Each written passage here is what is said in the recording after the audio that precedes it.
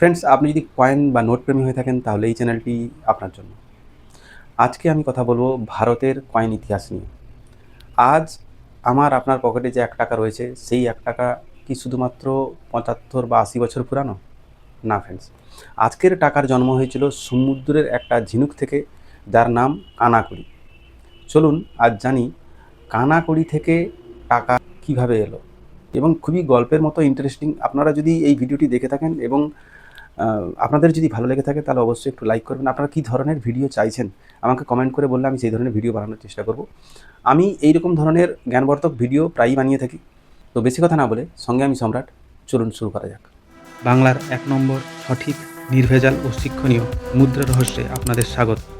Friends, ভারতের প্রথম মুদ্রা খ্রিস্টপূর্ব কয়েক হাজার বছর আগে, যখন ভারতের কোনো ধাতব মুদ্রা ছিল না, তখন ভারতের মানুষ লেনদেন করার জন্য এই কানাকড়ি ব্যবহার করত।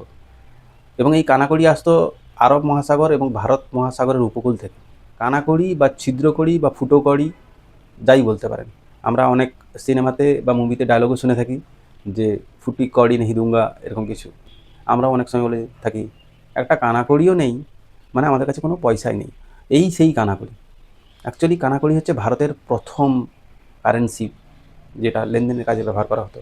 কানাকড়ি কেন ব্যবহার করা হতো? তার কতগুলো কারণ হচ্ছে, এটি খুবই হালকা, আকারে অনেক ছোট এবং সবাই চিনত এবং সহজলভ্য ছিল, যার জন্য কানাকড়ি হলো ভারতের প্রথম লেনদেনের কাজে ব্যবহার করা প্রথম কারেন্সি। তারপর কানাকড়ি থেকে হলো কড়ি। কড়ি মানে গোটা কড়ি বা সাবুত কড়ি বা সম্পূর্ণ কড়ি। 3টে কানাকড়ি সমান একটা গোটা কড়ি। আবার এই গোটা কড়ি থেকে হলো দামড়ি। গোটা কড়ি মানে 10টে গোটা কড়ি, 10 পিস গোটা কড়ি বা সম্পূর্ণ কড়ি বা সাবুত কড়ি মিলে হলো একটি দামড়ি। এই দামড়ি হচ্ছে ভারতবর্ষের প্রথম প্রচলিত কোনো ধাতব মুদ্রা, যাকে আমরা দামড়ি নামে চিনি। এটি সাধারণত তামার তৈরি করা হতো, হাতুড়ি দিয়ে মেরে তৈরি করা হতো, যার জন্য এর নাম হলো দামড়ি। এই দামড়ি থেকে হলো ডেলা। তার কারণ হচ্ছে, যখন লেনদেনের কাজে, মানে প্রচুর পরিমাণে লেনদেন হচ্ছে, তখন কড়ি অত বহন করা সম্ভব নয়। তার জন্যই 10টা কড়ি সমান এক দামড়ি। মানে আমি লেনদেন করতে গেলাম, তো 10টা কড়ি না নিয়ে গিয়ে একটা দামড়ি নিয়ে গেলাম, তার মানে 10টা কড়ির সমান আমি জিনিস পেয়ে যাব। এই জন্যই, কারণ লেনদেনের সুবিধার্থে, ব্যবসার সুবিধার্থে যখন ডিমান্ড বাড়তে শুরু করলো, তখন তৈরি হলো দামড়ি। এবং দামড়ি হচ্ছে ভারতবর্ষের প্রথম ধাতব মুদ্রা, যেটি তামা দিয়ে তৈরি করা হয়েছিল, তামা দিয়ে তৈরি হতো। মধ্যযুগে এসে দামড়ি থেকে হলো ঢেলা, মানে দুটো দামড়ি সমান এক ঢেলা। দুটো দামড়ি সমান এক ঢেলা। দৈনন্দিন নিত্য কাজে, লেনদেনের কাজে শ্রমিকদের মজুরি দিতে এই ডেলা কাজে আসতো। দুটো দামড়ি সমান এক ডেলা। আবার তারপরে এক ডেলা সমান 1.5 পাই। 1.5 পাই। আর এই পাই শব্দটা এসছে সংস্কৃত থেকে। পাই শব্দের অর্থ হচ্ছে পাদ, যার অর্থ হচ্ছে 1/4। 1/4। এই পাই ভারতবর্ষে অনেক দিন চলে, এবং আপনারা দেখবেন 1 পাই সিক্কা, হাফ পাই সিক্কা, এগুলো দেখে থাকবেন। এই মুদ্রাগুলো সাধারণত তামা এবং ব্রোঞ্জ দিয়ে তৈরি হতো। পাই থেকে এলো পয়সা, এবং ততক্ষণে ব্রিটিশ শাসনকাল চলে আসে। পাই থেকে হলো পয়সা বা পাইস। পাইস কীভাবে হলো? 3টে পাই, 3 পাই সমান 1 পাইস বা 1 পয়সা। তখনকার সময়, পুরানো যুগের 3 পাই সমান 1 পাইস বা পয়সা। আবার 4 পয়সা সমান 1 আনা। তারপরে এলো আনার যুগ। ততক্ষণে কিন্তু ইস্ট ইন্ডিয়া কোম্পানি, ব্রিটিশ সরকার রাজ চলে আসে। 1835 এর পরের গল্প এটি। এবং মুঘল আমল থেকে ব্রিটিশ আমল পর্যন্ত প্রায় 300 বছরের বেশি আনা প্রণালী ছিল। আনা প্রণালীটা কেমন? এই যে বললাম 3 পাই সমান 1 পাইস, আবার 4 পাইস বা 4 পয়সা সমান 1 আনা। আর আনা প্রণালী ছিল 1 টাকা সমান তখন ধরা হতো 16 আনা বা 64 পয়সা। এটি চলেছিল স্বাধীনতা পর্যন্ত, 1947 পর্যন্ত, এই যে আনা প্রণালী। এরপর ভারত স্বাধীন হয় 1947-এ।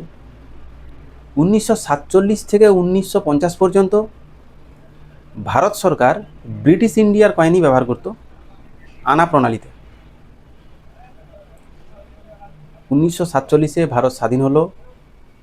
1947 থেকে 1950 পর্যন্ত ভারত সরকার ব্রিটিশ ইন্ডিয়ার কয়েন ব্যবহার করত বা মুদ্রা ব্যবহার করত লেনদেনের কাজে, কারণ নিজের তখনও তৈরি করা হয়নি। 1950 থেকে ভারত সরকার নিজের কারেন্সি তৈরি করতে শুরু করে এবং 1950 থেকে 1957 পর্যন্ত আনা প্রণালীতেই কয়েন ব্যবহার করা হতো। যেটি ব্রিটিশ সরকারের যে আনা প্রণালী ছিল, মানে 1 টাকা সমান 64 পয়সা বা 16 আনা, সেই প্রসেসেই বা সেই প্রণালীতেই কিন্তু লেনদেন চলতো। 1957 ফার্স্ট এপ্রিল ভারত সরকার থেকে এই আনা প্রণালী সিস্টেম সরিয়ে ডেসিমেল সিস্টেম আনা হলো, অর্থাৎ 1 টাকা সমান 100 পয়সা।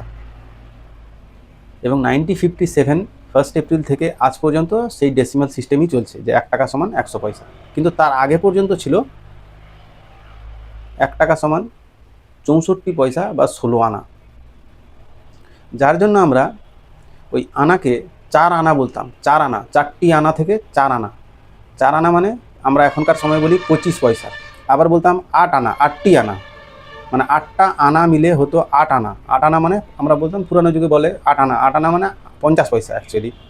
আর 16 আনা, 16 আনা মানে সম্পূর্ণ, মানে 1 টাকা। তো এই হিসাবটা হচ্ছে এরকম, মানে আপনারা বুঝতে পারছেন কিনা জানি না। 1 টাকা সমান আনা প্রণালীটা ব্রিটিশ সরকার থেকে, মুঘল সাম্রাজ্য থেকে শুরু করে ব্রিটিশ সরকার, মানে আপনার ইস্ট ইন্ডিয়া কোম্পানি, তারপরে ব্রিটিশ সরকার পুরোটাই চালিয়েছে। তো যার জন্য আনা প্রণালীতে আমরা অনেকটা অভ্যস্ত, আনা প্রণালী আমরা অনেকেই জানি। কিন্তু আমি বলতে চাইছি যে জিনিসটা এসছে কীভাবে, মানে এই যে 4 আনা, 8 আনা। 8 আনা মানে 50 পয়সা। অ্যাকচুয়ালি 8 আনা মানে 8টি আনা মিলে 8 আনা মানে অর্ধেক। আর 4 আনা মানে 4টি আনা, তার মানে 1/4, মানে 25 পয়সা। আর 8 আনা মানে 50 পয়সা। আর 16 আনা মানে তো সম্পূর্ণ, তাই 16 আনা মানে 1 টাকা। তো এইভাবেই ধরা হতো অ্যাকচুয়ালি। সেটাই আবার যখন ডেসিমেল সিস্টেমে, ভারতবর্ষে যখন ডেসিমেল সিস্টেম শুরু হয়, তখন কিন্তু ওই 25 পয়সা, 50 পয়সা, যেটাকে আমরা অ্যাকচুয়ালি অনেকেই পুরানো যারা দাদু ঠাকুমা আছেন তারা বলে থাকবেন 4 আনা, 8 আনা বলতেন। অ্যাকচুয়ালি ডেসিমেল সিস্টেমে 8 আনা নয়, ওটা 50 পয়সা, কিন্তু তখনকার সময়ে ওটি 8 আনা, মানে হিসাবটা এরকম। খুবই ইন্টারেস্টিং, কিন্তু আপনারা একটু ভেবে দেখবেন, খুবই ইন্টারেস্টিং। আচ্ছা, এই রুপি কথাটা অ্যাকচুয়ালি জন্ম হয়েছে শেরশাহ সুরির আমল থেকে। 1600 শতকে যখন শেরশাহ সুরির রাজত্বকাল ছিল, তখন উনি এই রুপি একটা পার্টিকুলার ওজনে 177, 78, হ্যাঁ 178 রতি, তখন ওজনটা এরকম ছিল। 178 রতি ওজনেরই একটি কয়েন পার্টিকুলার উনি জারি করেছিলেন, যার নাম দিয়েছিলেন রুপি। আর এই রুপি কথাটা সংস্কৃত থেকেই এসছে, যার অর্থ হলো রৌপ্য বা রূপা বা সিলভার। তো সেখান থেকে এসছে রুপি। সেই রুপি থেকে শুরু হয় রুপেয়া বা টাকা। আমি আপনাদের একটা মানে শর্টে বলছি। অ্যাকচুয়ালি 3টে ফুটো কড়ি বা কানা কড়ি থেকে একটি সাবুত কড়ি বা গোটা কড়ি, 10টি গোটা কড়ি থেকে 1 দামড়ি, 2টো দামড়ি থেকে 1 ঢেলা, 1 ঢেলা সমান 1.5 পাই, আবার 3 পাই সমান 1 পাইস বা পয়সা, 4 পয়সা সমান 1 আনা, 16 আনা সমান 1 টাকা। এই হচ্ছে কড়ি থেকে টাকার হিসাব। একটা ছোট্ট কানাকড়ি থেকে আজকের এই ডিজিটাল টাকা, এই যাত্রা শুধুমাত্র যে অর্থের তা নয়, এটা ভারতের সভ্যতা, বাণিজ্য এবং এটা একটা ইতিহাসের গল্প। আমি আপনাদের জাস্ট কানাকড়ি থেকে টাকা কিভাবে এলো একটা সারসংক্ষেপে বোঝানোর চেষ্টা করলাম। এত বড় ইতিহাস, কয়েক হাজার বছরকার ইতিহাস, কি বলবো, কোনটা ছাড়বো কিছুই বুঝতে পারছিলাম না। মোটামুটি সাধারণভাবে একটা নলেজ বা অভিজ্ঞতা বা আপনারা জানার জন্য একটা ছোট্ট করে ভিডিও উপস্থাপনা করার চেষ্টা করলাম। যদি আপনাদের ভিডিও ভালো লেগে থাকে তাহলে অবশ্যই একটা লাইক করে উৎসাহিত করবেন। পরবর্তী ভিডিও আপডেট পেতে অবশ্যই সাবস্ক্রাইব করে বেল আইকনে চাপ দিয়ে দেবেন। এই ধরনের ভিডিও আমি প্রায়ই বানিয়ে থাকি। আপনাদের যদি কোনো প্রশ্ন থেকে থাকে অবশ্যই করতে পারেন, এবং আমার সঙ্গে যোগাযোগ করতে চাইলে আপনি ফেসবুকে গিয়ে মুদ্রা রহস্য লিখে সার্চ করে পেজে গিয়ে ইনবক্স করতে পারেন। এই বলে আমি আমার ভিডিও শেষ করছি। দেখা হচ্ছে নেক্সট ভিডিওতে। ততদিন আপনারা ভালো থাকুন, সুস্থ থাকুন। নমস্কার।